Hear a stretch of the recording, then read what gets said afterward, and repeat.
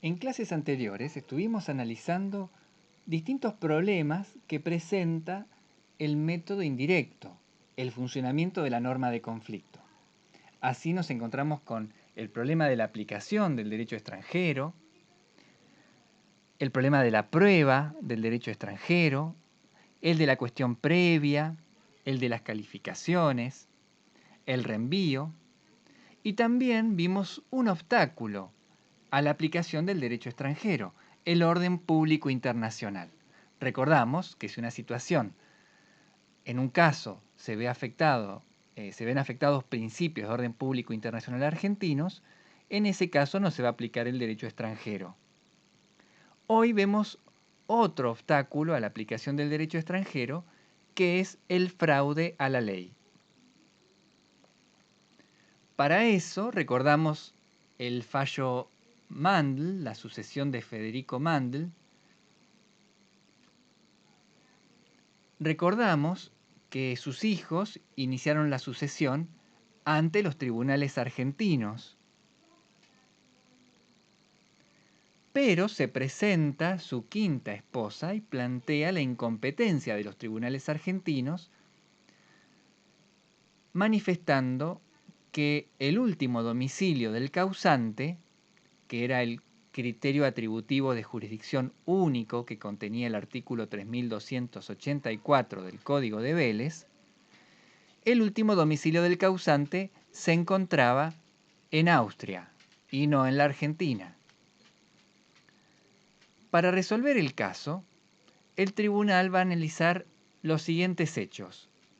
En primer lugar, que a diciembre del año 1976, el causante presentaba un pasaporte con domicilio en la Argentina y manifestaba que se trasladaba temporariamente a Austria.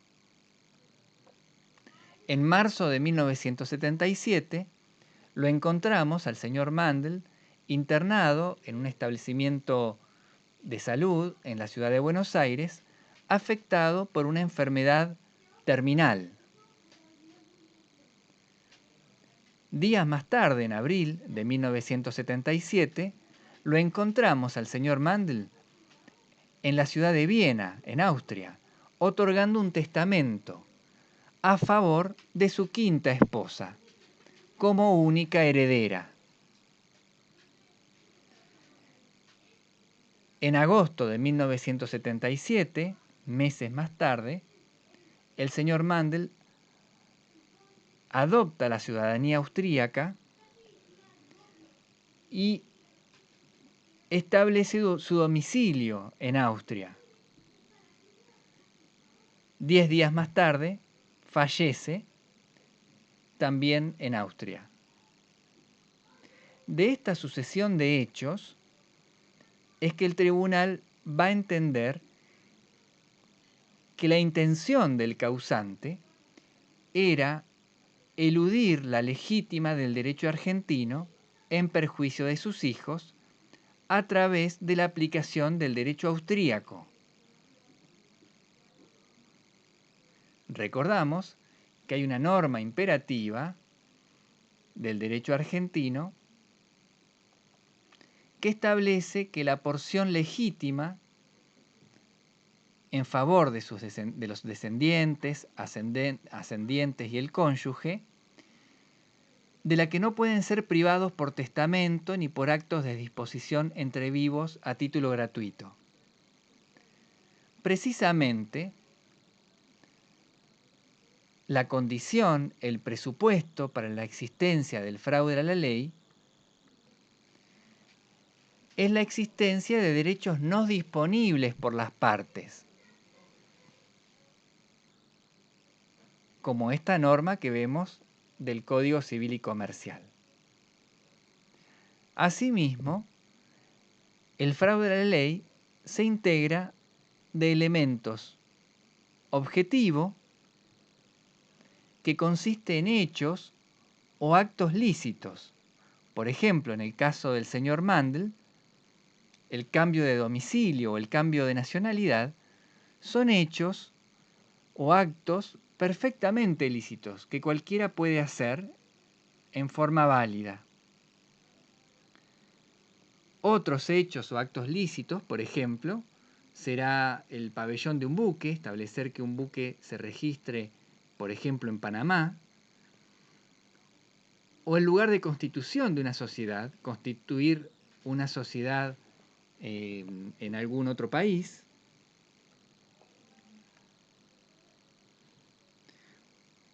o que los contrayentes establezcan cuál va a ser el lugar de celebración de su matrimonio. Este último caso lo resaltamos de esta manera porque vamos a volver sobre él sobre el final de la clase. Decíamos, un elemento objetivo, estos hechos o actos lícitos, pero también un elemento subjetivo, que es la finalidad de eludir la aplicación del derecho coactivo designado por las normas de conflicto. Ese derecho no disponible designado por la norma de conflicto va a pretender ser eludido a través de esos hechos o actos lícitos.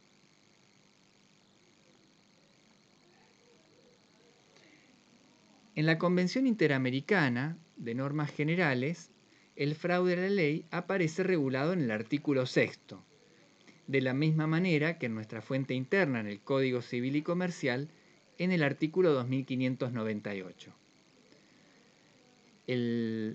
La Convención de Normas Generales dice que queda a juicio de las autoridades competentes determinar la intención fraudulenta de las partes interesadas.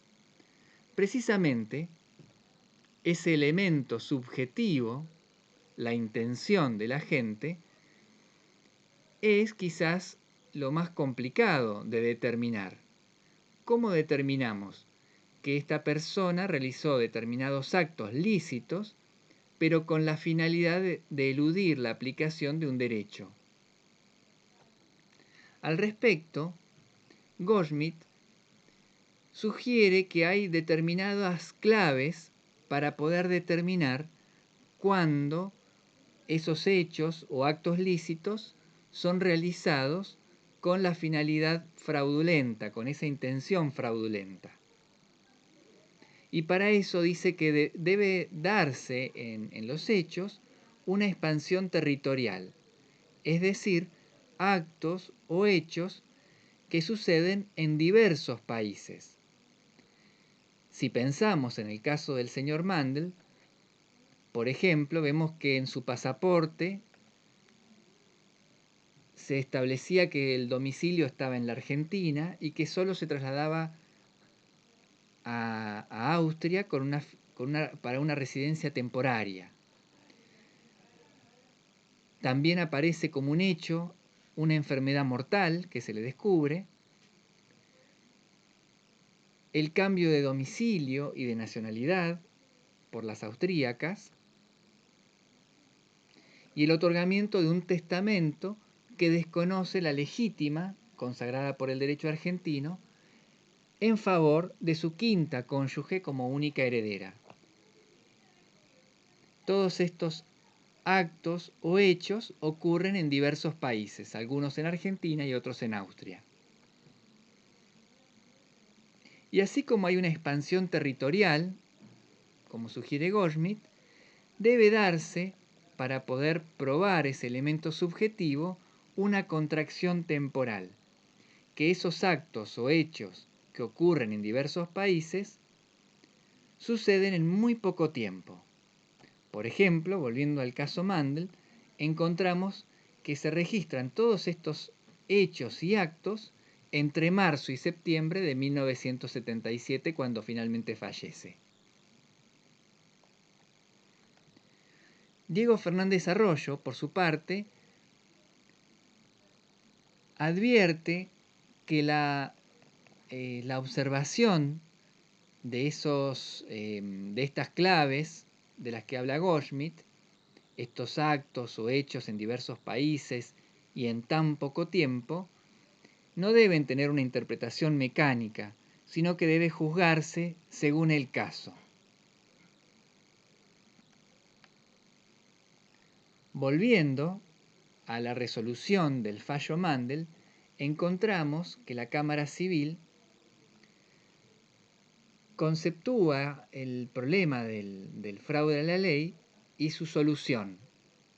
Dice que la utilización voluntaria de los puntos de conexión, podríamos decir, de los hechos que subyacen al punto de conexión, con la intención de eludir la aplicación de las normas imperativas argentinas, priva de efectos al cambio de nacionalidad y de domicilio intentados, priva de efectos a esos actos, por lo que debe considerarse como último domicilio del causante el ubicado en la ciudad de Buenos Aires.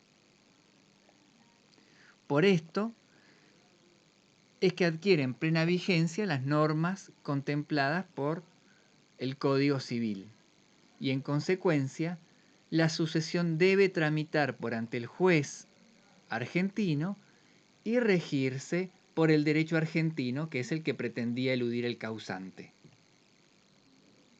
Vemos entonces que los efectos de la determinación de un fraude a la ley es que no se tienen en cuenta, es decir, no se le reconocen efectos a esos hechos o actos lícitos realizados.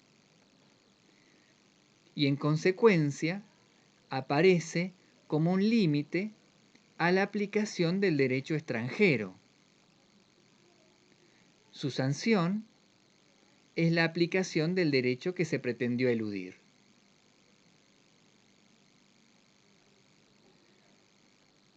Finalmente, vemos que hay distintos momentos de abordar y prevenir el fraude a la ley. Por un lado, el legislador va a prevenir el fraude a la ley a través de normas antifraude. Por ejemplo, encontramos una norma antifraude en el artículo 124 de la Ley General de Sociedades. Para la Ley General de Sociedades, las sociedades se rigen por la ley del lugar de constitución, artículo 118. Sin embargo, esta norma antifraude nos dice que aunque la sociedad esté constituida en el extranjero, es decir, que debía regirse por el derecho del lugar de constitución, ese derecho extranjero, si tiene su sede o el principal objeto a cumplirse en la Argentina, será considerada como sociedad local. En vez de regirse por la ley del lugar de constitución, esta sociedad constituida en el extranjero, va a ser considerada como sociedad local, es decir, que se va a regir por el derecho argentino. Se le desconocen efectos a esa constitución en el extranjero, presumiéndose que como tiene su sede o principal objeto a cumplirse en la Argentina, esa constitución en el extranjero tuvo por finalidad eludir la aplicación del derecho argentino. Y la consecuencia es, será considerada sociedad local, es decir, se la rige por el derecho argentino como si se hubiera constituido en la Argentina. Por su parte, también el juez puede evitar la consumación del fraude a la ley, desconociendo la eficacia a los actos realizados con la intención de eludir las normas imperativas de un derecho, que es lo que hizo la Cámara Civil en el caso Mandel.